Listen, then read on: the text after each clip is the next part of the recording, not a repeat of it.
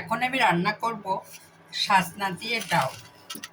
সাজনা দিয়ে ডাল রান্না করা যায়, সাজনা দিয়ে মাছ রান্না করা যায়, সাজনা দিয়ে আপনার আলুর ডাল করা যায়, মসুরের ডাল দিয়ে রান্না করা যায়। যে কোনো দিয়ে রান্না করেন না কেন, সাজনা অনেক উপকারী জিনিস।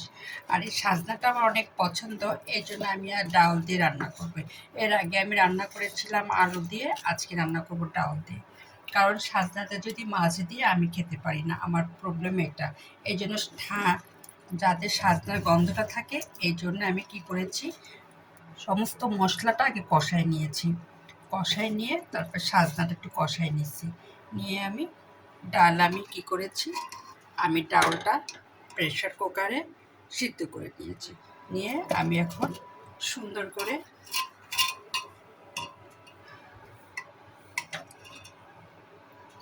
ডাল দিয়ে সাজনা দিয়ে কষাবো।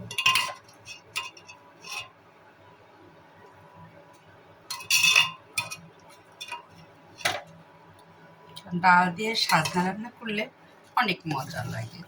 এখন আমি কি করব, সুন্দর করে সাজনা দিয়ে ডালটা কষাবো।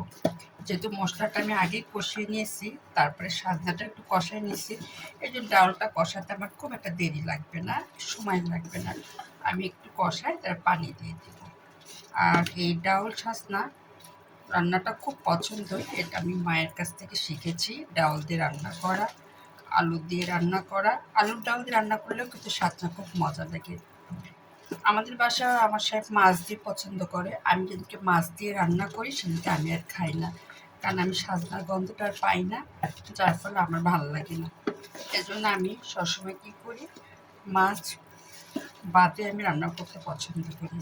আর ওটা যখন আমি রান্না করব তখন আমি খুব সুন্দরভাবে খেতে পারি। কারণ সাজনার গন্ধটা আমার এত পছন্দ যে আমি একটু আমার মানে গন্ধ থাকলেই আমি সাজনার ভাত খেতে পারি। এটা আমার খুব পছন্দ এবং ফেভারিট একটা তরকারি সাজনাটা। আজকে আমার যতই ভালো তরকারি থাকুক না কেন, আমার কোনো তরকারি আর লাগবে না, আমি সাজনা দিয়েই ভাত খাবো। আর এই জন্য আমি ডালটাকে আগে প্রেশার কুকারে সিদ্ধ করে নিয়েছি। নিয়ে মশলাটা আগে করে নিয়েছি, মশলা দিয়ে আগে সাজনাটা সুন্দর করে কষাই নিয়ে এখন ডাল দিয়ে আমি কষাই নিচ্ছি। এই ডাল দিয়ে কষানোর পরে আমি পানি দিয়ে দিব এবং যতটুকু মানে করা দরকার, ঝোল রাখা দরকার, ততটুকু ঝোল রাখবো। তবে পাখা পাখা না, যেহেতু ডাল দিয়েছি একটু মিডিয়াম টাইপের ঝোলটা হবে।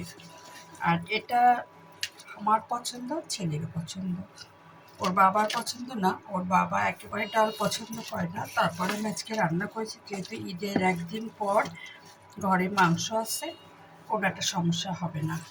ওনার পছন্দ না হলে উনি মাংস দিয়ে খাবে, আর আমি আমার ছেলে মাংসের সাথে এই তরকারিটা নেব।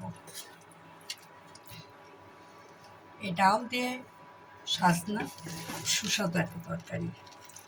আপনারা যদি কেউ না খেয়ে থাকেন তাহলে রান্না করবেন, দেখবেন যে খুব মজা লাগে। আর এটা রেসিপি আগে আমি মশলাটাকে সুন্দর করে কষাই নিছি, নেওয়ার পর সাজনাটা কষাইছি, কষানোর পরে ডালটা আমি প্রেশার কুকারে সিদ্ধ করে নিয়েছি। সিদ্ধ করে পরে ওই মশলা সহ সাজনার মধ্যে আমি ডালটা দিয়ে এখন কষাচ্ছি। তারপর পানি দিয়ে যে যেমন ঝোল পছন্দ করে সেই পরিমাণ ঝোল দিয়ে রেখে নামিয়ে ফেলবে। এটাতে আমি আর কিচ্ছু দিব না, শুধু পানি দিব। পানি দিয়ে আমি নামানোর সময় যতটুকু ঝোল, মানে আমি খুব একটা ঝোল বেশি রাখবো না, কারণ একটু ঘনই রাখবো। এটার সঙ্গে আমি শুধু জিরা দিয়ে নামিয়ে ফেলবো। এই আমার ডাল দিয়ে সাজনা রান্না হয়ে গেল। এই দেখুন, আমি ঝোলটা ঠিক এর চার একটু কমাই এভাবে রেখে সাজনা জিরা দিয়ে নামিয়ে ফেলবো। এখানেই রাখলাম। আল্লাহ হাফেজ।